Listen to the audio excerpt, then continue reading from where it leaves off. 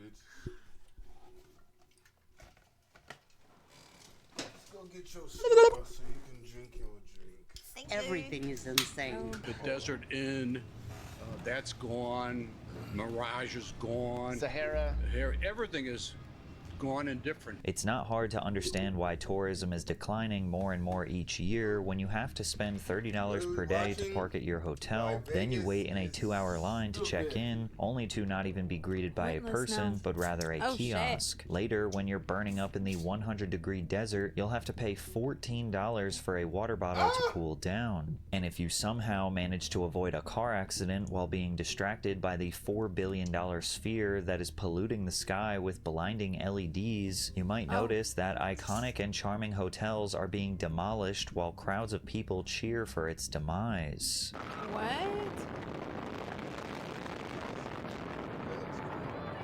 That looks cool. But how old is this though? This looks old as fuck.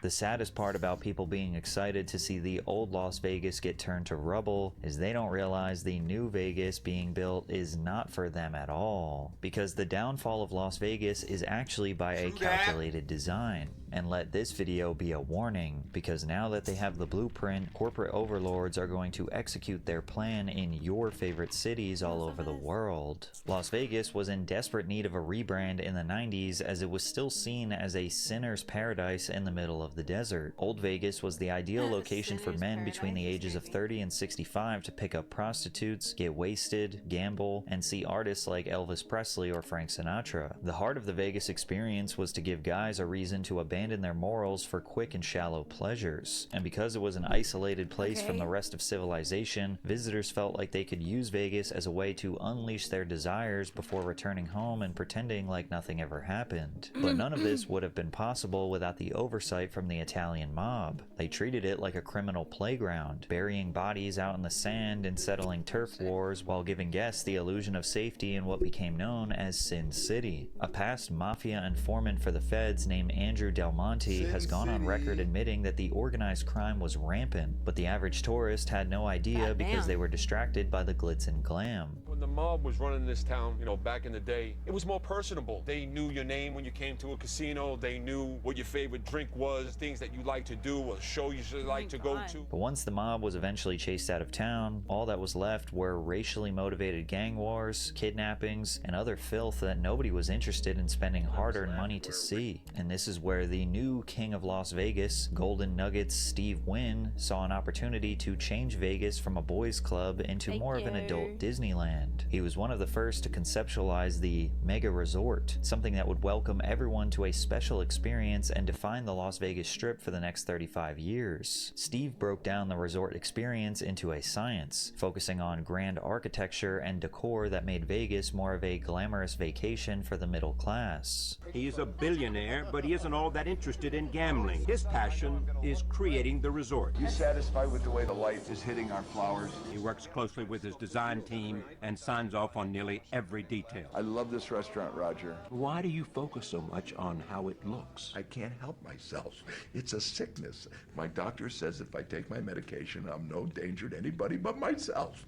I can't help it. The projects that Steve and his collaborators worked on could be compared to what the UAE did for Dubai. The first was the Mirage, which had a classier feel along with a water and fire light show coming out of an artificial volcano. But what really altered the trajectory of Vegas nightlife was the opening of Excalibur by Circus Circus, which was built like an actual castle in the middle of the Vegas desert. The entire structure was designed like a medieval theme park for children that also happened to have hotel rooms and slot machines to keep the adults engaged. These mega resorts also provided entertainment for the whole family. There were magic acts and performances from icons like Tiger Tamers, Siegfried and Roy, and Excalibur had everything from fire-breathing dragons that emerged from fog to literal arenas where men would dress up as knights in the Tournament of Kings. Over the next 10 years, elaborate mega-themed hotels and massive luxury casinos were becoming part of the new Vegas identity. Harrah's, the Flamingo, Bally's, Paris, Bellagio, MGM Grand, New York, the Egyptian styled Luxor, Mandalay That's how Bay, you and ate his Treasure ass? Island Yeah. dominated the city skyline. For And real? while prostitution, one of petty the theft, tigers- drugs, and other crimes were tigers still did rampant, the Dubaiification of Las in Vegas made the city Vegas? look like an entirely new product. But before we dive Oh, deeper, fuck. at this point in my life, the most Well. important thing to me is my health. I might have ignored some things in the Crazy. past because finding the right doctor can be a hassle, but your health matters. In today's video, in the same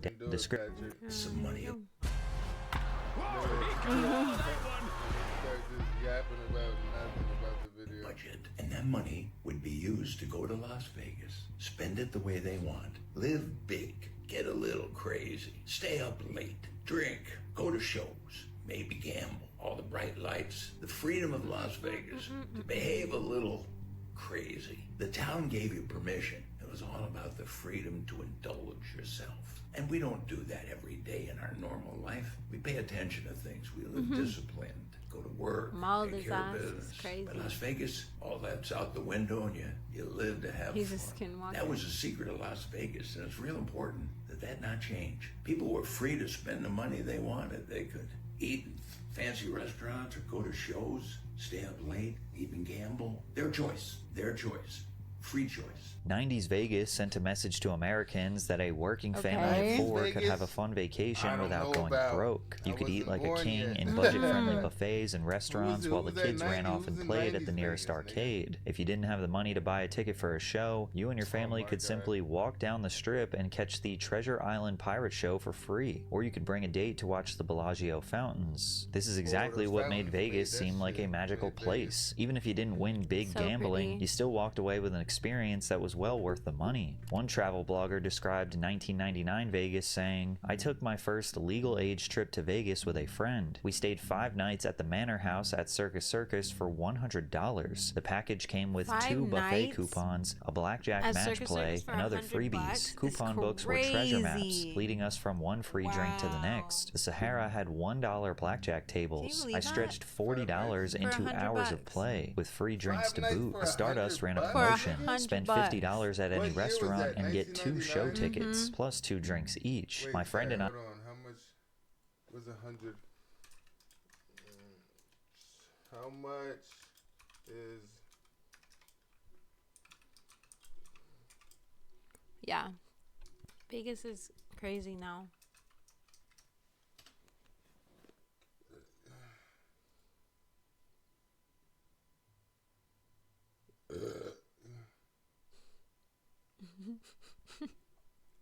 so? It would be $200, nigga.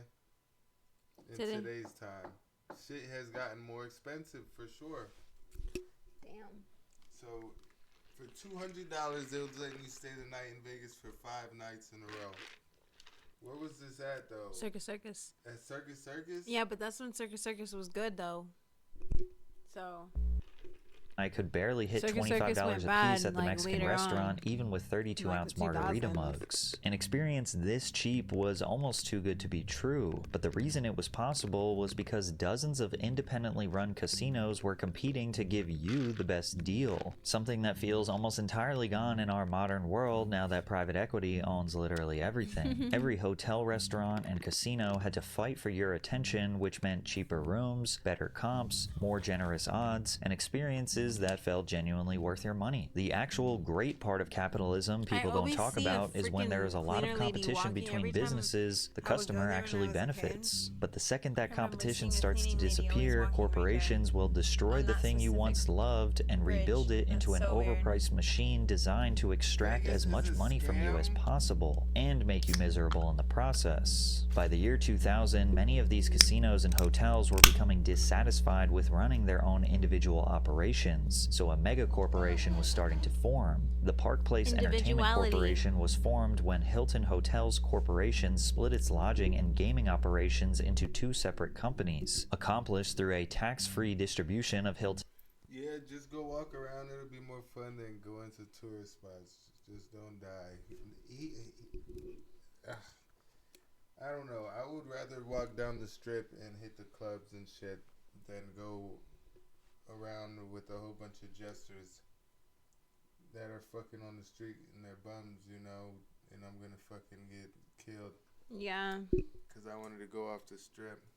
gaming division to its stockholders. The move gave them control over Flamingo, Bally's, Paris, and the capital to purchase Caesar's Palace. Soon after, Steve Wynn sold his company, making MGM Grand become MGM Mirage, which now had control over Bellagio, the Mirage, Treasure Island, MGM Grand Resort, and New York, New York. But if you were a tourist in the early 2000s, you probably had no idea that a couple billionaires were playing a game of Monopoly to take over the Vegas Strip. The whole city was peaking as the ultimate American playground with jugglers, dancers, magicians, zoo animals, and massive gardens. Plus, most of the outdoor entertainment was completely free. People would be kicking back in their hotels and seeing ads with restaurant prices that seemingly don't exist anymore. And check out these Santa Fe Station values. 2-for-1 fajitas in Cabo Mexican restaurant. 99-cent margaritas every day in every casino bar. Marketing teams like R&R Partners came up with the slogan, "What happens here stays here," or "What happens in Vegas stays in Vegas." They marketed Vegas to make itself look like the American promised land. First,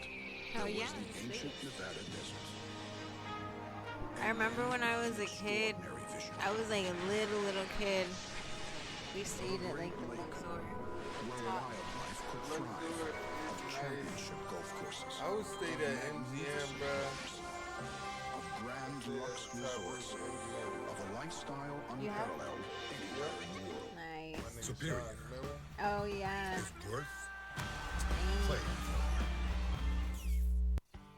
Yeah. I've been employed with Canyon State for the past 11 years.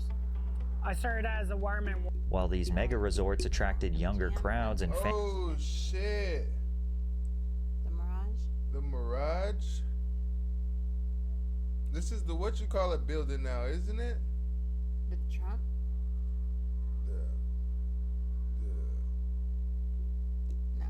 families with incredible deals for a luxury experience, the older hotels that had become Vegas landmarks were priced out and destroyed. Visually stunning hotels like the Hacienda, Aladdin, El Rancho, Augusta Tower, Castaways, Bourbon Street, Boardwalk, Stardust, and New Frontier that had been around for decades were being demolished one by one. They simply couldn't compete with the new Vegas.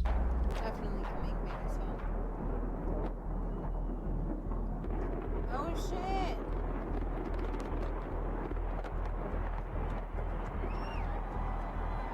That's crazy. There's something kind of cool and dystopian feeling about massive buildings falling, followed by clapping and cheering. Las Vegas was being built bigger and more luxurious than ever, but nobody realized the final product was never meant for us. Leading into 2010, the illusion of choice was strong in Las Vegas. Now there were only 2 companies that owned the mega resorts on the... Where was the Vegas, what hotel, Vegas shooter?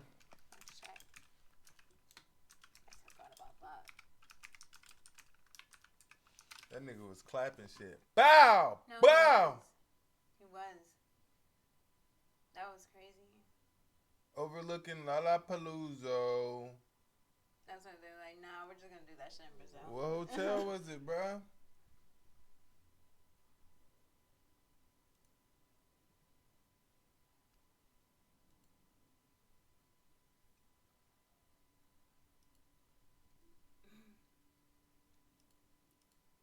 Damn. He was in fucking nice. I don't know where the fuck he was. It's. Oh, it didn't say it. Of course, he wanted the top floor so he can look down on them niggas. Mandela Bay Hotel?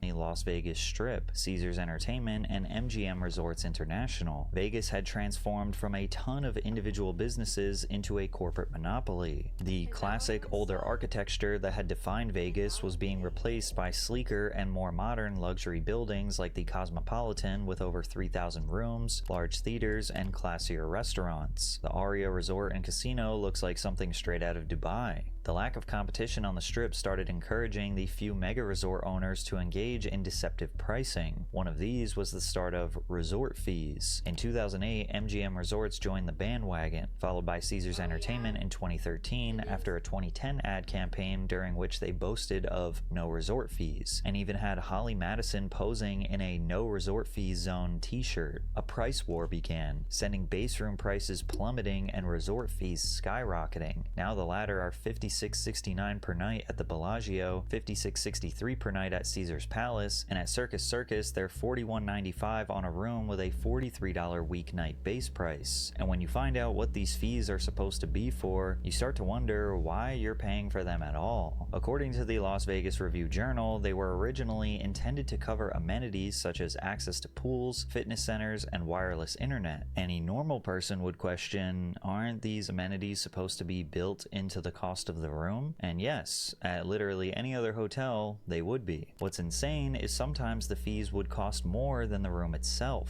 We found a few examples, including Harrah's, offering rooms for about $28 a night, but the resort fee is $35 a night. Where? Bally's is offering rooms tonight for $30, which is only $5 less than their resort fee. And the Rio has rooms for $29 tonight, which is only $8 less than their $30 resort fee. It's also messed up that some of these fees have been known to go to helping pay for online travel agencies, who are often provided a commission for guiding customers to the resort. At that point, the customer is not only paying for an experience they cannot even opt out of, but they're also paying for promotional tools to bring more business to a company that's not giving customers a good deal. YouTuber Jacob's Life in Vegas has been following the decline of quality and rising prices for years. You know what we have right now on the Strip? We have over 30 individual hotels who charge $50 to $55 for the resort fee per night. So now it's more like a $99 room turns into a $175 room. Because remember, you pay the $99 room price plus the 13.38% room tax on top of that price, plus you pay the $55 resort fee, plus you pay another 13.38% room tax on top of the resort fee.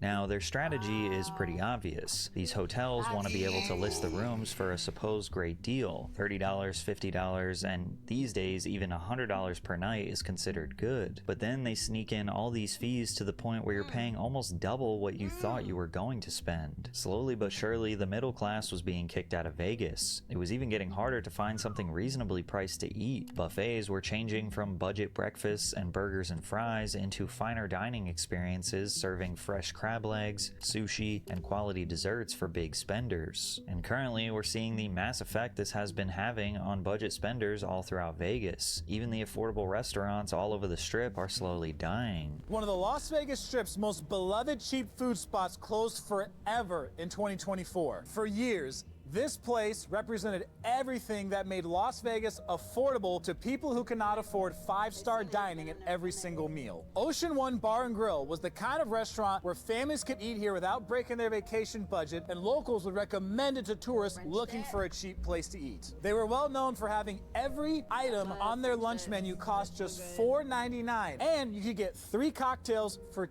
$10. The writing was on the wall when the prices started to climb in the months leading up to the closure. You could see that they wanted to keep their prices as low as possible, but they're struggling to survive in an atmosphere where pretty much everything costs more. Now the only way someone could get a decent deal in Vegas was if they were over 350 pounds, because at the newly opened Heart Attack Grill, anyone who is fatally overweight can get a free meal. Back then, he told us one of the perks of the job is eating free.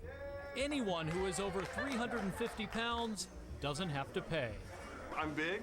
There are so many reasons to love the play with the Arizona Lottery, like supporting children in foster care. Serious dictation was driving me crazy, so I switched to Whisperflow. Here's why I'll never go back. You know what I mean? And so why not? I don't eat here every day, so why not have fun with it and go with it as long as I can? Sadly, we now know how long that was. Blair died last week at the age of 29. His family says the cause of death was pneumonia. But as if pricing the average person out wasn't bad enough, now it feels like they are intentionally making the experience worse for anyone who isn't filthy rich or a high roller. With the widespread adaptation of new technology, Vegas is attempting to replace humans and whatever soul was left of the place. At the same time that luxury mega resorts started taking over Vegas, Caesars Entertainment and MGM Resorts were making greater moves to control the behavior of their customer base. It wasn't enough that every hotel was designed to keep you trapped inside. They needed to find a way into your smartphones to track your movement before you even walk through the door. The Las Vegas Sun reported that they began using the technology in 2010 with apps developed by Macro View Labs of San Francisco. The apps allowed resorts to target users by GPS signal, offering different deals depending on how close they are to their destinations. A customer with the app on his or her phone may be having dinner at the Cafe Vetro at the Aria and receive a notice of a special in the casino. Someone in Tulsa, Oklahoma can use the Monte Carlos app to book rooms at the resort and make other travel reservations. And while this might seem like an innocent tool to help the customer find the best deals and tables, these apps were specifically created to trick people into thinking they have options when in reality they're just being advertised another company that the same business owns. The app's lead designer, Aaron Ezra, basically admitted to doing this by saying, "The MGM Grand alone has hundreds of pages of content. Along the strip, you're talking about hundreds of restaurants, hundreds of nightclubs, hundreds of casinos, and hundreds of activities. The individual apps also allow each resort to target its clientele in ways a shared app would not. It's all about being able to send the right information to the right person." In other words, he said, "Our multiple apps give our customer the illusion of choice. The customer doesn't realize this is a monopoly because every casino and hotel has their own app that's giving them a deal, when in reality, all of that money flows back up to the same corporation." The long game for Vegas was finally clear. The mega resorts and cheap entertainment were never about the culture or the excitement. They were giant, beautiful mazes that are designed to be harder and harder to escape with every new building and app that came with it. And the experience for anyone who wasn't filthy rich just kept getting worse. Vegas started replacing humans with these apps and digital systems like self-check-in kiosks. Our goal is never have anybody wait more than 15 minutes, and we were far exceeding our goals by double during certain times of day and days of the week. However, they are trying to optimize something that doesn't need it. Checking into a hotel used to be a comforting part of the experience. You would talk to a friendly clerk, ask them questions about your stay, they might give you some recommendations. It can be a very pleasant interaction and oftentimes is the first person that you actually talk to in a new city. So sure, now it's faster. Wait, no, actually it's not faster. People visiting Las Vegas are waiting 3 to 4 hours in line waiting to check into their hotel room, and often when they get to the front of the line, they don't even have rooms that are ready yet. This is specifically at Caesars owned properties. This is Paris, and I'm about to show you Horseshoe. They sell their rooms dirt cheap, so they're always busy, and then they staff 2 people to check in guests. And now, if you want to beat the lines and check in early, well, you're gonna have to pay for that. The newest horrible ripoff are these crazy early check-in fees. Here at Caesars, I've heard $50 to $75. I've heard even higher at other places. The corporate leaders running Vegas might want you to think people love the modern digital interface, but there are hundreds of thousands of reviews that say the exact opposite. I worked for Caesars for a couple years, and you are absolutely right about them being understaffed. The bathrooms are disgusting, and the guest waits for everything they need help with. They pack in the value guests and bend over backwards for the big spenders. What was actually happening in Vegas was the same thing that was happening all over the world. Self-checkout lines have cut the number of cashiers in half, and yet we still see someone constantly having to repair them while costs for everyday goods continue to rise. We find ourselves in drive-thrus that are partly managed by artificial intelligence, only for them to glitch or shut down altogether. Food delivery apps promised faster service at lower prices, but all they really managed to do was eliminate the connection between restaurants and customers while charging fees that never benefit drivers. It's the promise of convenience while destroying all the human connection that actually is what gives us the most value, and corporate leaders laugh and line their pockets. Las Vegas is all of these issues on steroids. Vegas is really, really expensive right now. Is that your experience? That is my experience. So this bottle of water was $14, so. The entire planet has become a glorified amusement park for the ultra-wealthy, with the rest of us forced to work as the staff. And just as you thought it couldn't get any worse, Las Vegas has decided to remind us every day how they have made every wrong decision by constructing the Sphere. In 2018, Madison Square Garden Entertainment Corp, or MSG, announced that it was working on a new project called the Las Vegas Sphere. The structure was going to be nothing like people had seen before. At 580,000 square feet, a capacity for 18,600 people, and the exterior would be almost entirely wrapped by state-of-the-art LED screens. The inside is also entirely covered by LED screens and 167,000 speakers to give the audience the most immersive experience money could buy. And with the cost of construction reaching as high as $2.3 billion, this was a Dubai-level mega project that definitely couldn't go wrong, right?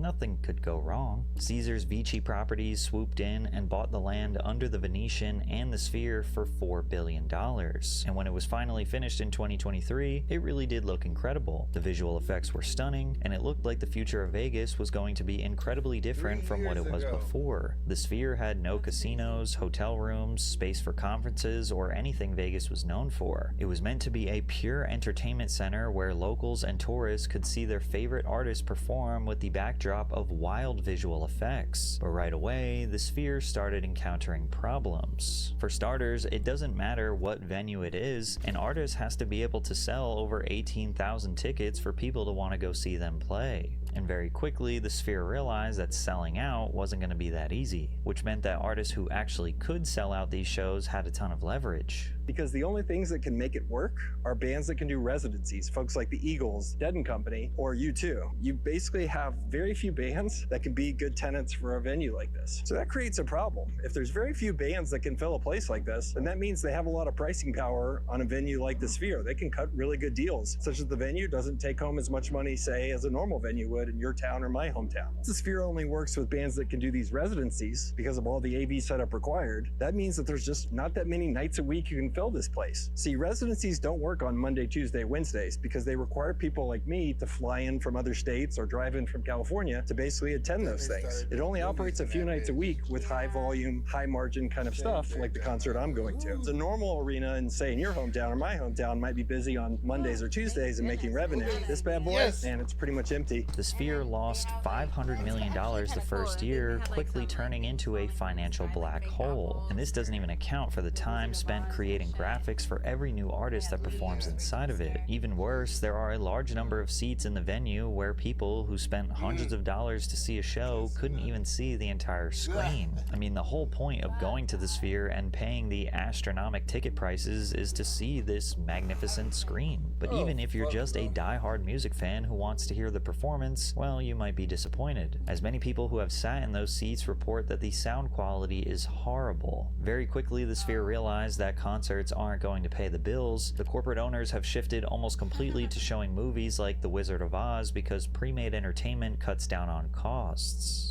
And while the Sphere is captivating at a first glance, after a while it starts to become an eyesore. Golfers have to deal with a giant emoji trolling them after a bad swing. Blackout curtains at nearby hotels can't even mask the blinding LEDs blasting through the windows. Drivers on the highway at night have an increased chance of being distracted or crashing into another distracted driver. It's slowly being considered a safety hazard that pollutes the area with psychedelic advertisements. Wild safety things happening in the vicinity of this project. Aaron Breen specializes in pedestrian safety and says this first-of-its-kind project poses serious traffic safety risks, with drivers stopping in the middle of the road, people running across lanes, all just to get the best possible view. It's so much worse at night, and which makes it so much worse from a traffic safety standpoint, because it's so much harder to see pedestrians and bicyclists. Some places are even capitalizing on views like this parking ramp, charging people $20 to see it from this perspective. And even though the Sphere is falling into financial ruin, it is just the beginning of many more luxury mega projects that Vegas is spending billions on. like the Formula One racetrack that runs through the city, the athletic stadium for $2 billion that's supposed to be open to the public in 2028, the Warner Bros. Sony studio plot, or the LVXP Resort Arena that has plans to make the tallest building in the state. Cold, sterile, luxury projects with no soul are the future of this city, and it goes far beyond the Las Vegas Strip. There have been major residential construction projects where Vegas has produced homes to encourage people to settle in the city. Vegas has been constructing homes at a rapid pace and dubbing them luxury estates. Aerial photographs have been taken to show that these homes are soulless carbon copies sold for $2 million on tiny lots. They seriously look like someone constructed a massive assembly line to produce as many overpriced homes as they could. The rapid growth in and around the Strip has made the city incredibly compact and very disorganized. The mega projects make it look like Las Vegas is entering a virtually crime-free era, but it's becoming so tightly packed and densely populated that your $2 million home is usually just a few blocks away from some of the most dangerous neighborhoods in the country. Not to mention the countless stories of people putting their life savings into a home inspector's nightmare. We received messages from homeowners across the valley that shared their own stories of purchasing a brand new home and discovering issues. I couldn't tell you the number of items. There's pages full, at least 6 pages full. Mike and Olivia Kraselic moved into their new build in the valley in December of 2021. Still staying up late gaming solo? With Hacko AI, get the ultimate companion for your playtime. I know. Really look in the cracks. Some of the items on their fix-it list range from small to major. After it rained this summer, Olivia heard dripping in the wall. When they came, they determined that our AC unit was reversed. The pipes were reversed. Kraselic said there was stucco in the pipes, which caused everything to back up in the pan. The 2-week fix ended up taking a month to repair. They contact customer service and wait on trades to show up for repairs. By 2026, the colorful and exciting resorts that made Vegas special are unrecognizable. Hotels like the Luxor have been hollowed out, and rooms are full of cheap, stained furniture that don't even fit the Egyptian theme anymore. Plus, these days, it's better served as a giant billboard than a luxury hotel. Damn, a month without AC in Arizona sounds like had shit. A note of cigarette smoke in the air, despite this, of course, being a non-smoking room. Even the bath towels stenched of smoke. But maybe the view would make up for it. Yeah, not really. Our window was located near the top of the building, but it was also behind the massive MGM Betts scrim, which meant our view was very obstructed and very difficult to see it. It also dramatically reduced the amount of light that would shine through, so much so that when I woke up the next day, I didn't even know if it was daylight or not.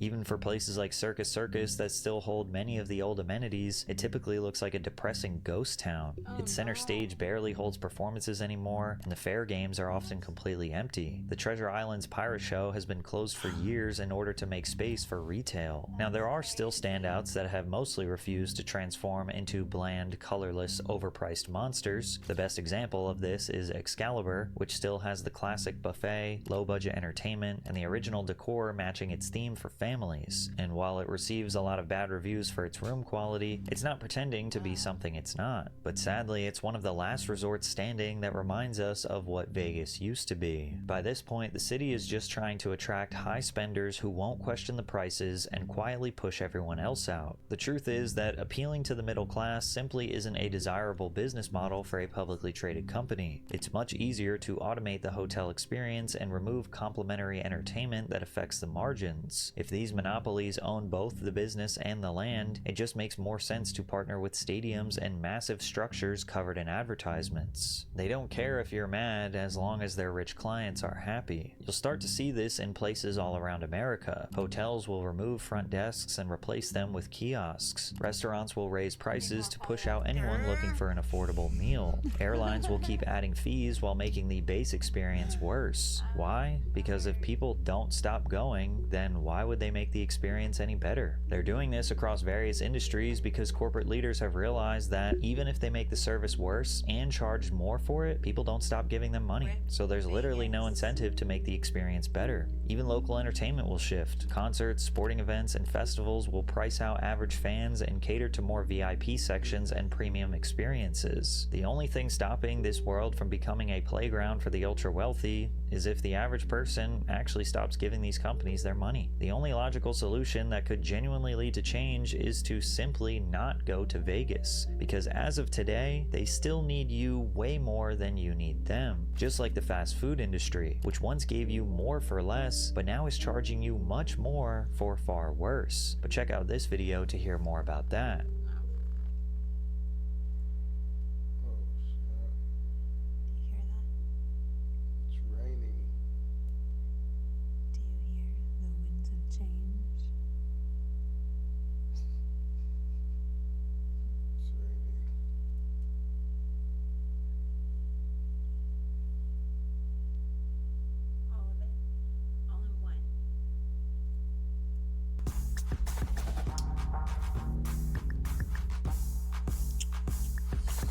Smart founders know something most people miss. Get your domain name even if you're not ready to launch your business. With Wix, you can grab yours now. Every few years, Ariana Grande. Mrs. Ariana Grande. We're about to get on. We're about to. You're good. Miss Ariana Grande. Ariana Grande. Grande. Ariana Grande.